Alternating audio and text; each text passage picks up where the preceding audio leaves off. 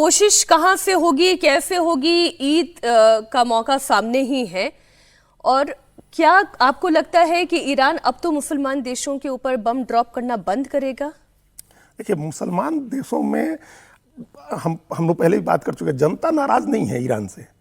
लोग समझ रहे हैं कि वो मजबूरी में ऐसा कर रहा है। उसके ऊपर इजराइल और अमेरिका ने जो अटैक किया है, और अब 21 दिन के जिस तरह का देश है, जितनी कैपेबिलिटी है उसकी, वो अपनी काफ़ी उसके मिसाइल्स और उसके ड्रोन सब खत्म हो चुका है। अब उसके बाद जो बचा है उसको बड़े स्ट्रेटेजिक तरीके से उसको इस्तेमाल करना है, बड़े स्ट्रेटेजिक तरीके से। तो वो कहाँ करे जहां से सबसे ज्यादा इंपैक्ट हो, तो वो ऐसी जगह पर ही हमला करेगा। अब वो अंधाधुंध मिसाइल बरसाने और ड्रोन छोड़ने की स्थिति में नहीं है ईरान। तो वो कहाँ छोड़ेगा जिसका सबसे ज्यादा असर हो, उसको मौका दे दिया इजराइल ने। तेल और गैस के प्लांट पर हमला करके साउथ पार्स पर उसको एक रास्ता दिखा दिया कि तुम अब एनर्जी फैसिलिटीज को चोक करो, उसको बंद करो। ताकि अब ये कतर किस लिए ज्यादा नाराज हुआ है, कतर तो इसी वजह से नाराज हुआ ना कि उसकी गैस फैसिलिटी हिट हुई है।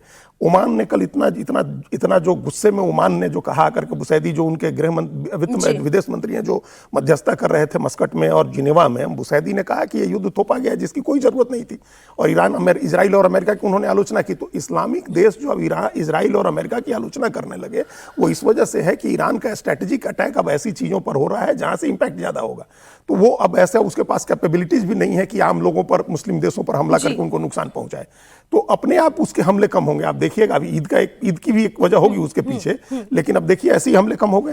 अब कहां वो हमले कर रहा है। लेकिन एक कॉन्टेक्स्ट और सामने रख दूं दर्शकों के कि एक और बयान अभी कुछ घंटे पहले का ही है।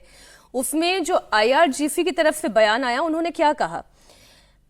आप अब भी नहीं समझते कि स्कूल ऑफ अशूरा में प्रशिक्षित लोगों के आदर्श शहादत के साथ खत्म नहीं हो जाते हैं, वो और अधिक जीवंत हो जाते हैं।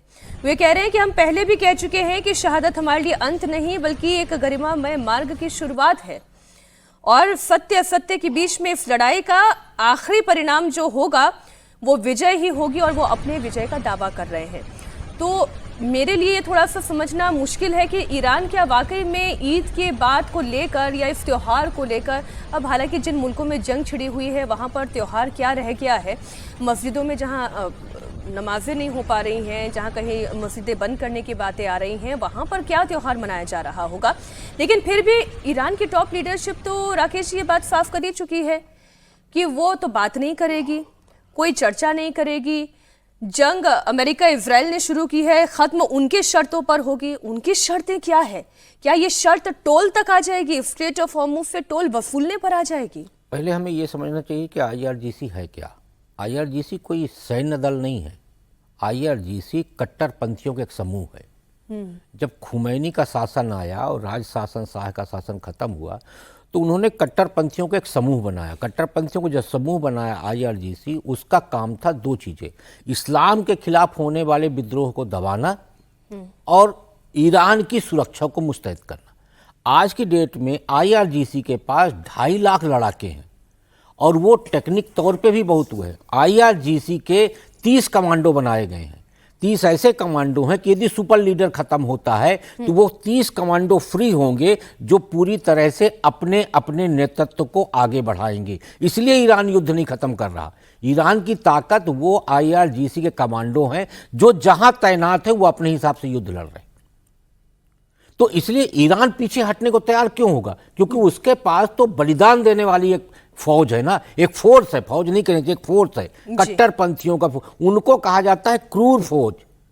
वो फोर्स जो है बिल्कुल क्रूरता के साथ काम करती है। तो जो अपने ही नागरिकों, जो इस्लाम के खिलाफ चलने वालों के साथ क्रूरता करती हो, वो भला अमेरिका और इजराइल के प्रति नरम कैसे हो सकती है? ये लेकिन जो ईरान का ये नया दाव है, इस पर एक क्विक कमेंट अजीत जी आपका। मकसद बड़ा साफ दिखाई दे रहा है कि अगर ईरान स्ट्रेट ऑफ हॉर्मुज पर पूरी दुनिया को और खासतौर पर अमेरिका को, इजराइल को झुका पाने में कामयाब हो जाता है, तो यहाँ से सीधा सीधा 73 अरब डॉलर की कमाई वो यहाँ से कर सकता है। केवल टोल से उसकी इतनी वसूली हो सकती है। ये तो दादागिरी है। फिर बिल्कुल करेगा। वो पहले करता रहा दादागिरी। पहले ईरान इस तरह की दादागिरी करता रहा है। उसने हम लोगों का, भारत का भी जहाज पकड़ लिया था उसने, और उसकी फिरौती वसूलता रहा है। ईरान तो इस तरह की दादागिरी करता रहा है वहां। तो अब उसको एक बार और फिर मौका मिल गया इस तरह की दादागिरी करने का। और वो जो कह रहा है अमेरिका से कि हम मुआवजा वसूलेंगे, हम अपना खर्च वसूलेंगे, ये उसी का एक पार्ट है कि खर्च कैसे वसूलेंगे, कौन मुआवजा आपको देने जा रहा है।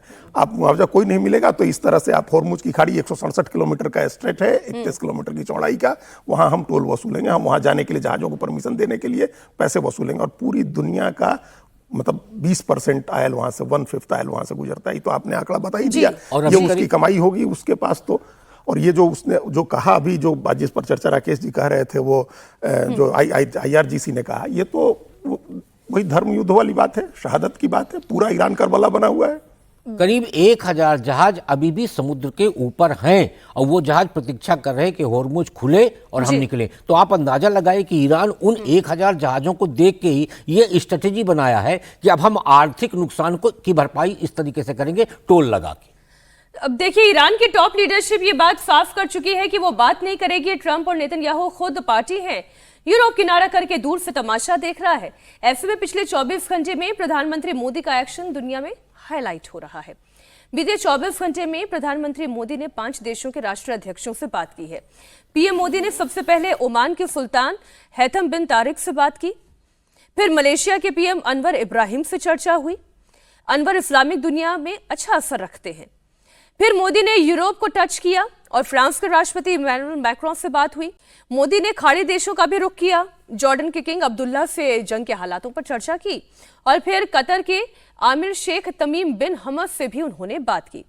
तो 5 मुल्कों के राष्ट्राध्यक्षों से उन्होंने बात की और एक पीस प्लान पर प्रधानमंत्री नरेंद्र मोदी बात कर रहे हैं, क्योंकि जो नाम दिखाई दे रहे हैं उससे तो अजीत जी यही समझ में आ रहा है, ये ऐसा तो नहीं है ये क्राइसिस केवल इंडिया के लिए खड़ा होगा।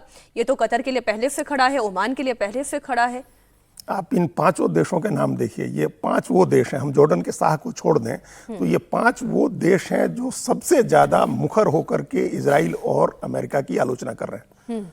इमैनुअल मैक्रों से जो ट्रंप का टकराव हुआ, हम सब लोग जानते हैं। अभी प्रेस कॉन्फ्रेंस में मैक्रों के बारे में पूछा गया ट्रंप से, तो ट्रंप ने कहा कि बहुत जल्दी अपने पद से चले जाएंगे। इस तरह तो का नवंबर बताएगा। अपना ट्रंप का अपना ट्रंप का हाल नवंबर बताएगा, मिड टर्म पोल होगा। लेकिन हम कह रहे हैं कि संबंध देखिए किस तरह से हैं, कितने तनाव वाले संबंध इन चारों देशों से हैं। ओमान के विदेश मंत्री की बात हमने अभी बताई, जो जिन्होंने इजराइल और अमेरिका दोनों की आलोचना की कि भाई हम मध्यस्थता कर रहे थे और समाधान निकलने वाला था, तब आपने अटैक किया और एक अननेसेसरी का वार हो रहा है, ये ओमान ने कहा। मैक्रो कह रहे हैं कि वार बंद होना चाहिए है। कतर इतना नाराज है, अभी हम लोग देख रहे हैं कि कतर किस तरह से नाराज है। लेकिन जापान बड़ी अजीब तरीके से बिहेव कर रहा है। जापान वाली बात पर अभी हम लोग आएंगे। अब ये बात लेकिन मलेशिया के प्रधानमंत्री को देखिए, उनका बड़ा दुख भरा बयान था ईद को लेकर के, वो आगे भी हम लोग चर्चा करेंगे। उन्होंने कहा अनवर इब्राहिम ने कि ईद के मौके पर भी अलग-सा मस्जिद को बंद रखा गया है और ये कितना बड़ा अत्याचार है, कितना बड़ा जुल्म है कि ईद के मौके पर भी। तो प्रधानमंत्री ने अनवर इब्राहिम से बात की, कतर के प्रधानमंत्री से बात की, ओमान से बात की और फ्रांस से बात। ये चारों, हम जॉर्डन के शाह को छोड़ दें, ये चारों ऐसे हैं जो सबसे ज्यादा मुखर होकर के इजराइल और अमेरिका की आलोचना कर रहे हैं। तभी ये सवाल है जो आप कह रही हैं कि क्या इजराइल और अमेरिका चाहते हैं कि प्रधानमंत्री पैसिफाई करें, मोदी पैसिफाई करें, चूंकि इन सबके साथ भारत के बहुत अच्छे संबंध हैं।